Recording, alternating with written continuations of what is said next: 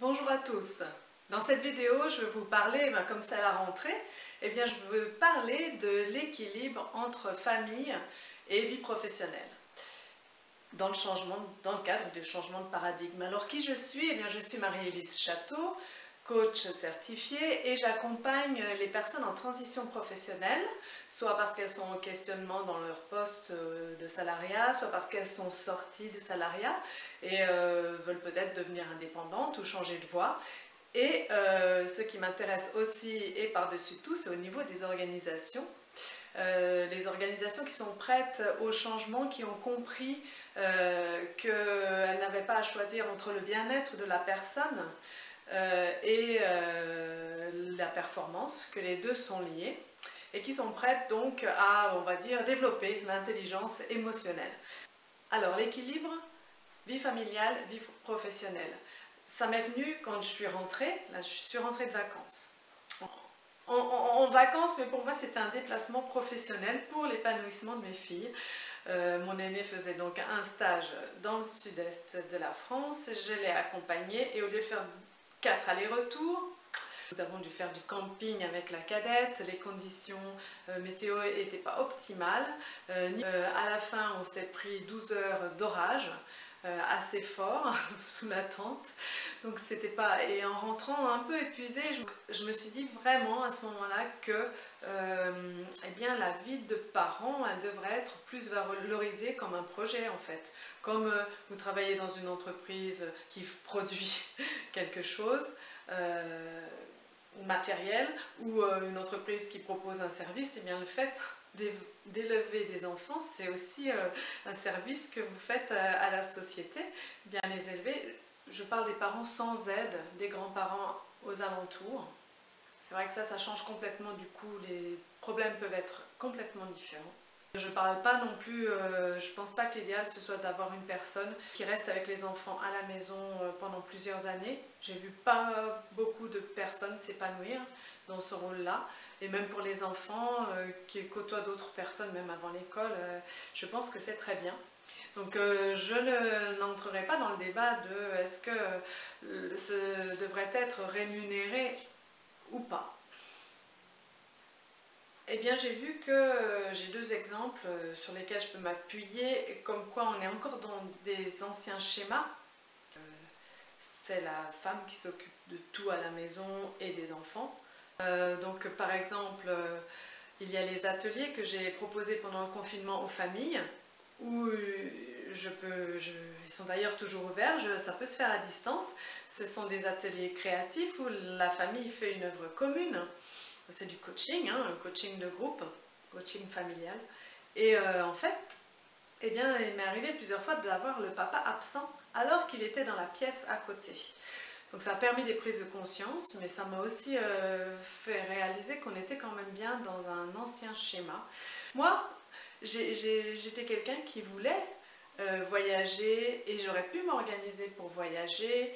Mais on me disait, oh toi tu as des enfants en bas âge, tu dois rester ici, en plus tu es chef de labo, tu dois être à côté. Et quand même, voilà, c'est sortir de ces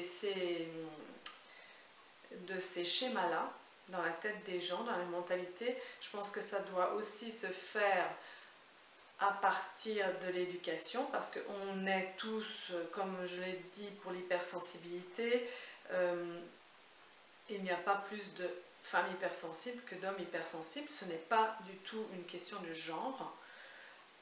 Et du coup, je pense que pour s'occuper des enfants, c'est pareil. Il y a des hommes qui sont tout à fait aptes à s'occuper et qui le voudraient bien, s'occuper plus de leurs enfants, en fait, qu'ils ne le font. Comme il y a des femmes qui aimeraient plus avoir un contact à l'extérieur, peut-être qu'elles ne le font.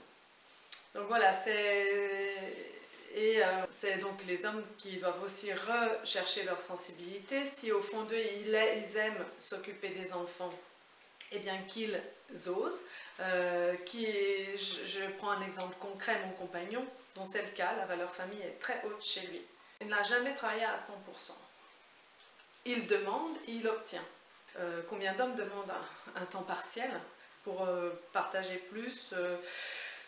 Très peu. Comme quoi, Les choses ne sont pas à attendre non plus que de la hiérarchie, à mon avis, si elle existe toujours, hein, je suis toujours à ce questionnement. Je pense qu'il est important que le changement se fasse au niveau individuel, dans les mentalités de chacun. Il y a trois choses qui vont un peu à l'encontre de cet équilibre. C'est le fait de mettre des réunions tard le soir, on le sait, ça participe beaucoup au plafond de verre pour les femmes d'ailleurs, mais ça c'est peut-être un autre sujet. Les voyages professionnels, alors là aussi le confinement peut avoir aidé parce que est-ce que le voyage en avion est vraiment nécessaire? Est-ce que se déplacer là en voiture est vraiment nécessaire? Peut-être un peu plus réfléchir, aussi faire plus de réunions à distance. Et le travail le week-end, bien sûr. Il ne devrait pas être attendu d'une personne qu'elle doit travailler le week-end, surtout si elle veut se consacrer à sa famille, elle va avoir besoin de son temps le week-end. On peut parler aussi de la femme qui élève seule ses enfants. Alors, il me semble important une valorisation des métiers féminins. Donc, peut-être utiliser l'impulsion de la crise sanitaire où on s'est rendu compte que, oh, tiens, nous avons besoin de soignants. Nos soignants sont importants. Oh, nos aides auxiliaires, aides de vie à la maison pour les personnes âgées, c'est primordial. Aussi, bien sûr, les enseignants et plein d'autres métiers qui sont, et les assistants de direction, qui sont traditionnellement pas assez valorisés, je pense. Là, c'est peut-être pas une question d'horaire, de dépassement d'horaire ou de voyage, quoique si, les dépassements d'horaire pour les soignants, mais c'est en tout cas une question de salaire. Donc le message a été reçu, soi-disant ils vont faire quelque chose. Donc voilà, dans l'idéal c'est ça, c'est une bonne valorisation. C'est valoriser le rôle de parent, que les entreprises l'entendent. Récemment, mon compagnon s'est entendu dire que ça nous est égal que tu aies une famille, texto. Donc on a encore effectivement il y a encore du travail à faire au niveau des organisations.